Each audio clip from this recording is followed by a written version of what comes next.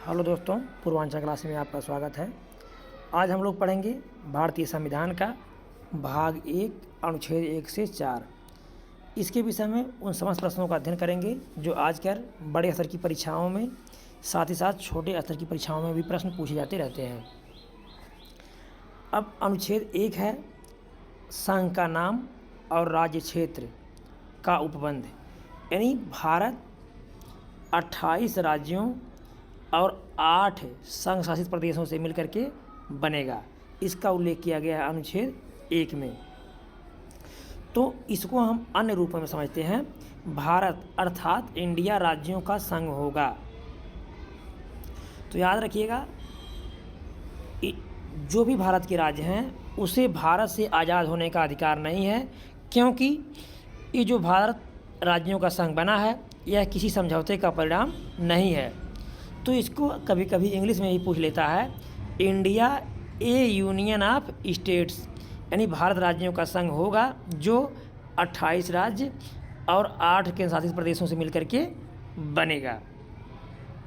हालांकि जब संविधान हमारा बना था उस समय भारत में 4 प्रकार के राज्य थे, लेकिन 7वां संविधान संशोधन 1956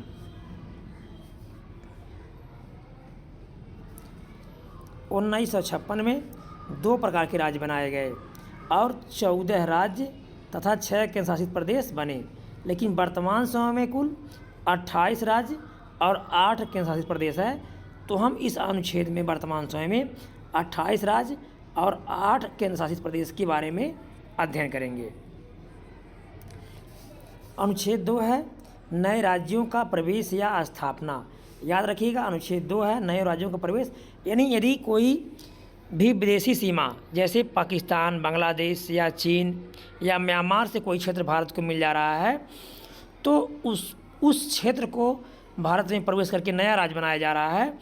तो यह कार्य किए जाएंगे अनुच्छेद 2 के तहत। और याद रखिएगा, यह 368 के जो संविधान संशोधन की प्रक्रिया है, संविधान संशोधन नहीं माना जाएगा और इसके लिए जो भी प्रावधान किए जाएंगे वह साधारण बहुमत से होंगे। किस बहुमत से होंगे? साधारण बहुमत से होंगे। अनुच्छेद 3 है नए राज्यों का निर्माण और वर्तमान राज्यों के क्षेत्रों, सीमाओं या नामों में परिवर्तन। कोई नया राज्य हो, जैसे उत्तर प्रदेश मान लिया जाए और उत्तर प्रदेश में 3 नए राज्य बना दिए जाएं या 2 नए राज्य बना दिए जाएं, या यूपी का नाम चेंज कर दिया जाए या अन्य राज्यों का नाम चेंज कर दिया जाए।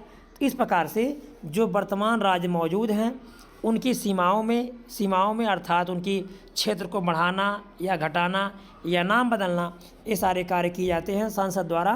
किसके तहत? अनुच्छेद 3 के तहत। और ये भी साधारण बहुमत द्वारा ही होता है। याद रखिएगा, साधारण बहुमत द्वारा होता है और 368 के अर्थों में संविधान संशोधन नहीं समझा जाता। एक चीज़ और याद रखिएगा, अनुच्छेद 2 के अर्थों में यदि हम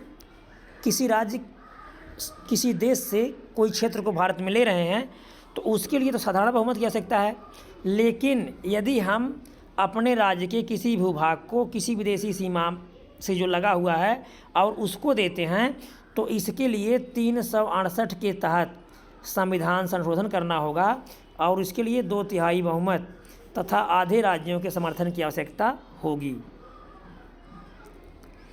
अब अनुच्छेद 4 है। अनुच्छेद 2 और अनुच्छेद 3 के अंतर्गत बनाई गई विधियाँ।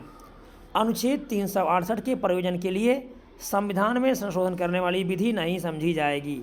वही जो इसके पहले बताया गया कि 2 और 3 क्या है, तो वह संविधान संशोधन नहीं समझा जाएगा।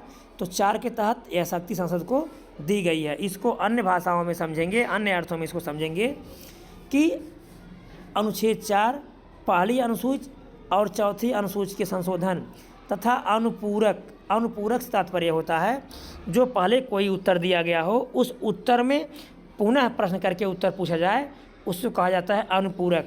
तथा आनुषंगिक से तात्पर्य होता है अनावश्यक रूप से साथ होने वाला या सहवर्ती, यानी कोई बड़ा काम किया जाए और उसके साथ ही कोई छोटा काम हो जाए तो उसको बोलते हैं आनुषंगिक।